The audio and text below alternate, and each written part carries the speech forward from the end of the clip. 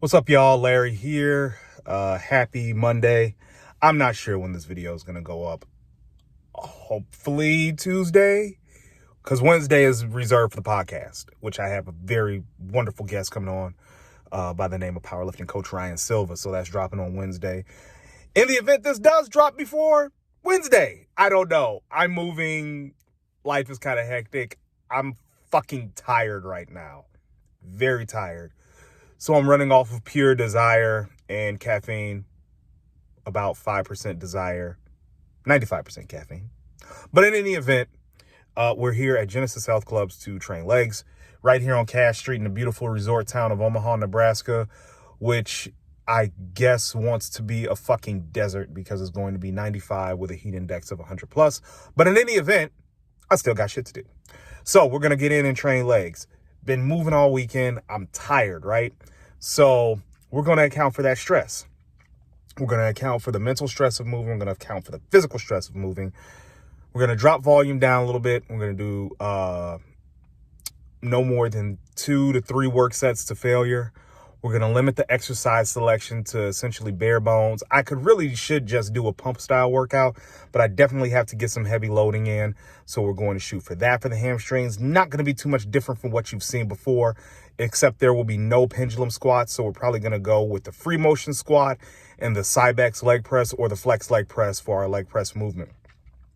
I'm not going to read too much into progression for this workout, seeing that the equipment is much different than what I've been using at Iron Heaven and at Bob's. So we're just going to go in, we're going to work up to something heavy. We're going to stay there for a couple of sets and then we're going to call it good. Nutrition wise, everything's pretty much staying the same. I'm probably the rate of loss isn't fast enough for me. So we'll get into that change in a minute, but probably going to have to drop red meat a little bit because I'm having a little bit of trouble digesting anything over 7 ounces. I definitely don't take in anything over 8 because that just kills my stomach. Chicken, that is what it is. I could take up to 10 ounces as long as there's not a lot of carbs with it. I pulled carbs for the simple fact that on Saturday, I just had a very hard time getting down my meals. Even though it was a low carb day, I had a very tough time getting down my meals with the carbs that were in the meal. So I just pulled carbs for a couple days and I feel good. No, I'm not going to go keto or no stupid shit like that, but just pull them down, see how I feel. I got enough fat on my body to fuel me any goddamn way. So we're going to push. I had a slightly higher carb day yesterday. Pull down some of the intra-workout carbs today. Only took in 25 grams of carb 10, which is pea starch from Condemned Labs. If Condemned is watching, hey, great product. And a couple of scoops of the Grind Big Melons essential amino acids formula. Very, very timely as far as I just like the title of using it. I just like, what amino acid formula are you using? Yeah, I'm using Big Melons. Just don't mind me. I'm very tired. We're going to get in, get legs done, and we're going to be motivated, and we're going to not bitch today because I just did a ton of bitching at my job because I came in early to do my time card, and I hope I did it right, and if I didn't, shit. But let's go. All right, so this is going up today on Saturday. This workout took place on Monday. This was at the Genesis on Cash Street, Cash Street here in Omaha, excuse me. I am not the biggest fan of Genesis in particular, but until this show prep is over, I'm going to be rocking and rolling because they do have a lot of good old school equipment that I'm going to use and go with. So let's start off with this seated hamstring curl. So the seated hamstring curl is gaining a lot of popularity.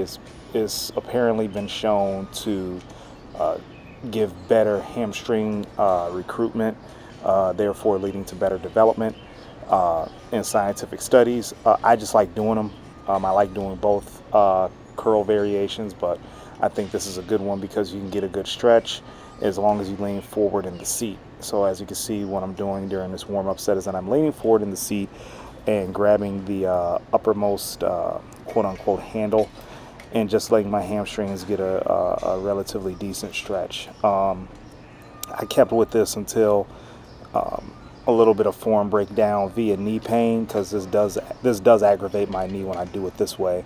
But we did 2 work sets and really just worked hard to get a good contraction. So as you can see, I pushed myself back in the seat, trying to push my butt back into the pad even more. But unfortunately, that knee pain just did not allow me to lean forward, because it was just really bothering me. So, but in any event, this is a good one. I love this Life Fitness seated hamstring curl. I feel it's one of the best ever made besides the Cybex. And if you have access to it, I totally advise you guys to use it. All right, moving forward. If you are a 90s guy, you recognize this beautiful piece of equipment, the Cybex squat press, otherwise known as the leg press. Very, very biomechanically friendly to almost anybody, regardless of structural limitations or anything like that. And you can load this exercise up pretty heavy. So notice that my feet are pretty much low to the middle of the platform, meaning that I'm emphasizing quad development, and I'm just really trying to push the quads to the max. We did about 2 work sets here, and then we did a back off set. So the back off set was a little bit different, and I'll get to that when we get into it. But what I want you to realize, what I want to emphasize to you right now, is that I am controlling the negative. I'm not just dropping it back. I see a lot of guys drop this exercise back and just drop their legs to get the weight up, and just really rely on piston style, really super fast reps. That's not going to get you anywhere, guys. So if you're listening to me and you commit this crime, this felony in the gym, I recommend that you guys stop doing it. This is an excellent piece of equipment to really get some good quad development. And if you're kind of adventurous, you can actually attach bands to this, and you can just really work hard on getting that good eccentric, right? Because what's going to happen is that the band tension is going to be pulling the device down, but you want to get that negative portion of the rep, because that's where you're the strongest at. And if you can control that and get a good strong contraction at the top, depending upon the exercise, you won't get a good strong contraction at the top with this exercise. I'll just tell you that now. You can get some really good development off of this. So guys, I recommend that you just really slow down your tempo and really make sure you emphasize that downward motion of the rep when you're using this exercise. And if you have access to this machine, please go ahead and use it. So now this is what I call the back offset. So notice that there was no reduction in load. However, the negative portion of the rep was emphasized, and I went to failure instead of just trying to push metabolites into the muscle. Trying to make sure that every rep was standardized and making sure that every negative was around about 3 to 4 seconds. This was actually difficult, pretty difficult. And you could probably consider this a work set, but I just considered it a back off set because I just wanted to have a different take on it. So we're going to try this for a little while, see how it goes. And I may add another set on top of this just to be able to push some metabolites into the muscle. But we did around about 6 reps here, and we failed at the 6, as you can see. And we moved on to the old school flex machine hack squat. It's labeled Star Trek, but I assure you it's flex. Anybody that has any recollection of 90s bodybuilding knows that this is flex. So my disadvantage ass is not good with hack squats, and there are various reasons for that, but the main reason is that I just have long femurs, and I have to put my feet way up on the pad, or else my heels come up. So that is what it is, and I try to work through it as best I can. I'm depending upon the sled, you can be pretty strong on a hack squat, but if you put yourself in a mechanically disadvantaged position, or if you are naturally with that, i.e. long femurs, meaning that your heels will come up off the pad some, it can hurt your knees in the long run. I've experienced it, and I do what I can with it. But I went up to 4 plates on this, and it didn't feel terrible. I buried them as far as I could comfortably go. I got about 6 reps, and then from there, it just was what it was. So I'm going to stick with hack squats, going to stick with pendulum squats, maybe even both in the same session. Overkill, maybe, but legs requires special kind of craziness, attention to detail, all that other type of bullshit. So finished up with some high rep leg extension. This is the pre-core machine, as the Life Fitness / Hammer Strength leg extension was taken. So at this point, I'm just trying to push blood into the muscle, get a good strong contraction, squeeze the hell out of my teardrop, and then just make sure that I finish, quote unquote, off the quads with a really relatively intense and hard exercise. So, you know, let's keep in mind that this isn't necessarily an exercise you have to do. This really just goes into the icing on the cake kind of exercise. You can go heavy. This machine wasn't too heavy, to be honest with you. I probably could have stacked it out, but then I just would have been jerking even more. So, but in any event, again, you don't have to do leg extensions, although I strongly advise it, because you can get a good strong, it's probably the purest quad exercise you have, to be honest with you. So take it for what it's worth. Quick note on biceps. Nothing was done crazy. We went for high reps, went for about 3 to 4 sets, and then from there, just went on home. I now train biceps twice a week. Generally, I probably would train biceps at the beginning of my leg workout, but seeing as that I'm just trying to really push my legs to the max as far as development and conditioning goes, I just go ahead and start off with legs, and then I finish off with biceps, and it's usually a machine movement. We'll add in more free weights, but as of right now, that's what biceps is right now, and we train them twice a week. Okay, we're done.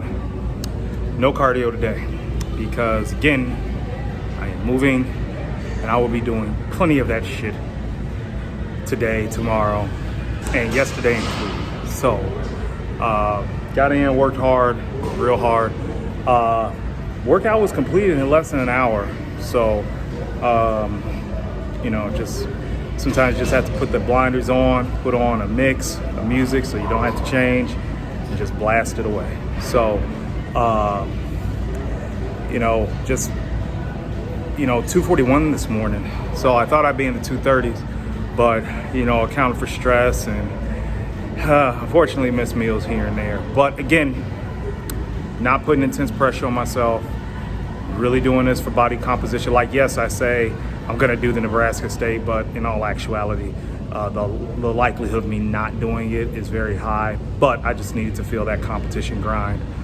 So I think it's good that people can do that, should do that from time to time, just to get in that mode that, hey, I still want to be active in this endeavor, or I just need a different type of challenge, so let me put myself on a deadline and keep working. You know, I'm used to deadlines because I work in journalism and I'm on a deadline on a daily basis. So much of a parallel between work and bodybuilding. So, but in any event, please like, subscribe to the channel. I'll be pumping out more content, more podcasts, and if there's anything you want to see, please let me know. You can follow me on Instagram at TenacityStrength, and we'll keep it pushing. All right. Talk to you later, guys. You have a good one.